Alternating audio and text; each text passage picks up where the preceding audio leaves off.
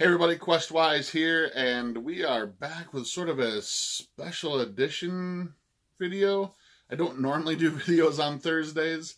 I usually do those on Mondays and edit those and publish those on Mondays, but today I'm going to do one because it's a game that I've been reading over recently that's really sort of grabbed my attention, something that I am very excited about. It's from a company, small company, which is quickly becoming one of my favorite publishers. That's Gallant Night Games, and Alan Bahr, who's over there as their sort of lead designer. You may have seen my review, I think it was last week before, on this game, For Coin and Blood. Also from the same author and from the same company, and my glowing review of this. I really, really love this game, and this other game that I'm going to talk about today, Eorathril, the RPG, is just as much is exciting, and I'm thrilled about it just as much as I am about this. Very similar in tone. Both are old school, OSR, D20 type settings. What I really love about For Coin and Blood and about Eorathril is that you can tell that they're labors of love, that the entire design process and the entire writing in this are games that the author would want to play. These are the things, and in fact in Eoralthril there are several designers' notes throughout the entire book which talk about how he gathered the things that he loved the most about other OSR games and other D20 games and has sort of compiled them into the game that he would most like to play as a fantasy type setting. And I think it gives you a nice depth of insight into the game design, and I think that it would be interesting to see more publishers doing those types of things, more game designers doing those types of things, as it gives you more of a personal connection as to why certain things work the way that they do. It's not a secret in Eorathril that this is a conglomeration of ideas and game mechanics that Alan really, really loves from across the breadth of all fantasy role-playing games. And in fact, he even gives credit to several other game designers of ideas that he's using to enhance this game as well, too. What is Eorathril? Well, it's a fantasy OSR game that is more of a martially... it has more of a martial bent to it. And by martial bent, I mean that the more the characters that you would design and play in this game are really focused more towards military or fighting type martial classes and or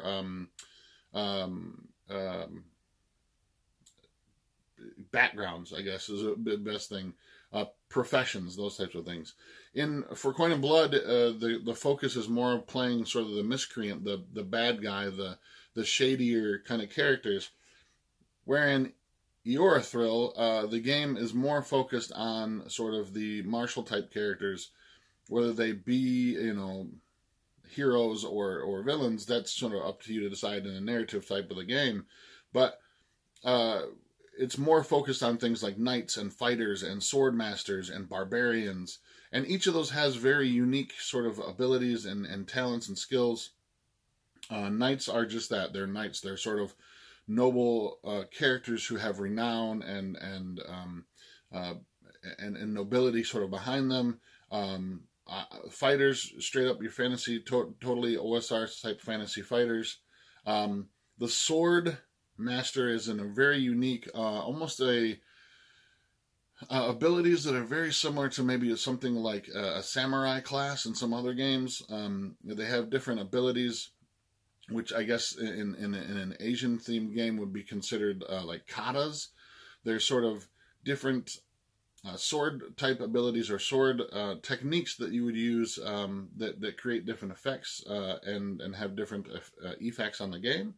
The Barbarian is one of my favorites only because Alan went really old school with the Barbarian in the fact that it doesn't have a rage ability. It's simply a character that lives on the outside of civilization and has more of an attunement with nature and less with magic. There's no attachment to magic. It's more of a nature, worldly based type of thing, and they have the ability to do things like interact with, to be able to track animals and have wilderness survival, those types of skills. Sort of just a character that's outside of the civilized type of world. There are classes like Rangers and Thief and Sages, which would be your magic users, but again, the game is not focused on magic at all, and so those options are very limited in this type of game. So if you're a player or a game master who really loves magic-heavy, high, magically infused worlds, this is probably not the game for you. But it is still available in here, in the fact that if you wanted to have some of those things in there, you could. What I really like about the Sage, being the magic user, is that it is more of a class about being learned and having sort of knowledge of greater things, and magic being a small part of that. So the magic section in this book is not huge. It's very limited. But it gives the world setting itself a very sort of low magic sort of fantasy type setting. Now, when I say setting, there's a little bit in the very beginning of this book. It's a very light details on the setting, as it were.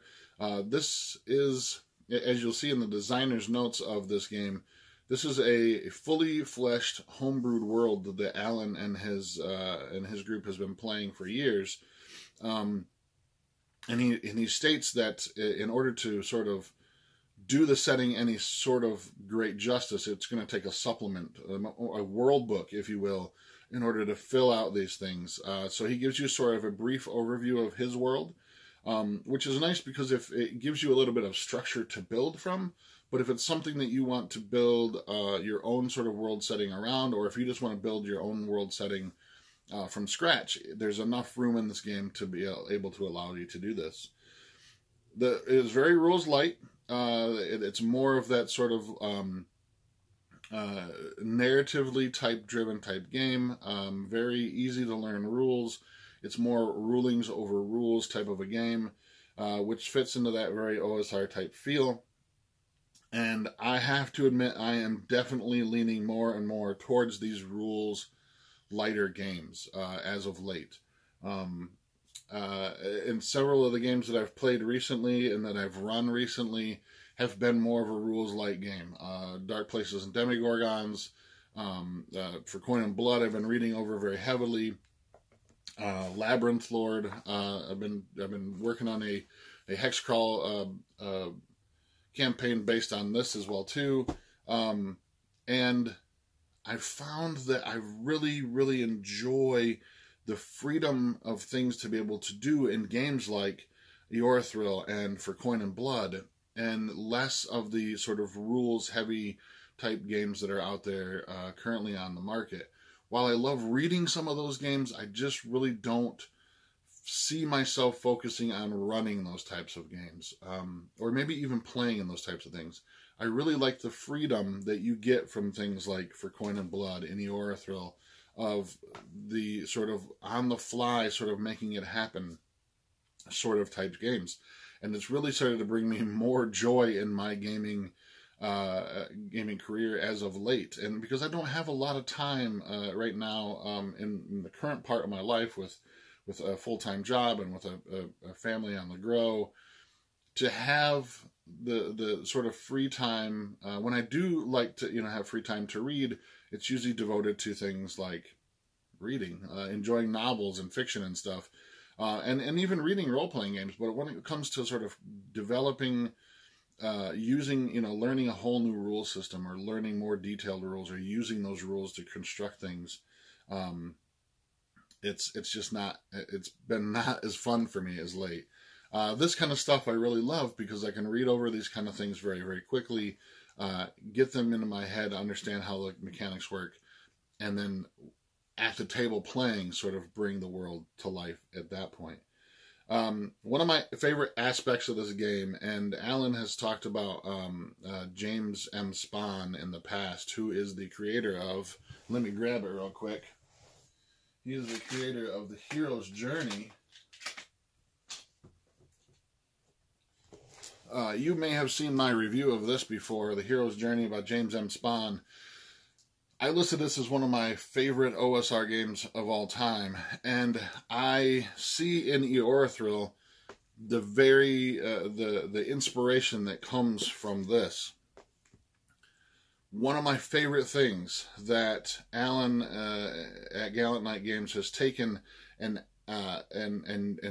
created and made his own, that was heavily influenced by The Hero's Journey and James Spahn, are myth points. This is something that when I first read it, it sort of sparked a thing in me that was like, holy crap, why has no one else ever done this? And maybe they have. Maybe this is something I just missed in my earlier days of gaming. It may have been something we just sort of skipped over. But to me, it instantly sort of awakened this idea, this aspect of like, yes, this is great. So what myth points it's a way of creating magical weapons in a sort of legendary sort of way. So think of things like Excalibur, maybe even like Mjolnir, or some of these kind of other sort of very classic fantasy, folklore, mythology-inspired weapons, right? These things that have sort of a reputation around them, an aura around them. And that's what myth points do. As you use as your character starts to adventure and go out into the world and begins to, vanquish evil and stuff, the weapon that they use sort of gains these myth points as you do valiant or not so valiant things with your weapon. And by adding myth points or spending myth points to add to these things, what you're doing is you're sort of like building a magical weapon, in that the magic itself is not based upon like spells, it's not based upon fey creatures blessing your weapon, it's based upon a sort of reputation and an aura about it that people sort of recognize. So we all know of Excalibur as being the story of the sword and the stone and the lady in the lake and all this kind of crazy stuff. But the aspect that Excalibur sort of had this aura, and that King Arthur would not have been maybe as recognizable without Excalibur, but it's those ideas that you vanquished an entire cabal of orcs that have been invading this town, and now that town sees you and you sees your character as being like, oh, this is the man who wields the mighty sword, blah blah blah, whatever you want to name it. And so to them, it sort of gains a reputation. It gains these mythical qualities. And that's what myth points are. And I think that's one of my favorite points of the game, is I love that you, as through narrative play, are sort of building this reputation. And it makes your weapon become a magic weapon. And it gains special abilities based on that kind of thing. Think of Lord of the Rings with Sting and Orcrist. And while these were magical weapons, they had Glamdring. They had sort of these auras and these mythologies behind them and stuff, and I really, really love that about this game. All in all, Eoralthril is a fantastic game. I will put a link down below for where you can get a hold of it. You can get it through DriveThruRpg, and I believe maybe Lulu. I'm not sure if it's on Lulu or not, but I'll look into that as well too. But I know DriveThruRpg, it's available on PDF and print-on-demand formats. I highly recommend it. It's about 115 pages or so the PDF is great, but I would highly recommend you going out and getting at least a softcover copy of this game as well too. So that's my quick overview and review of Eorathril, the RPG by Gallant Knight Games and Alan Bahr. Everybody, thanks for watching. I'm Questwise, and until next time, I'm out.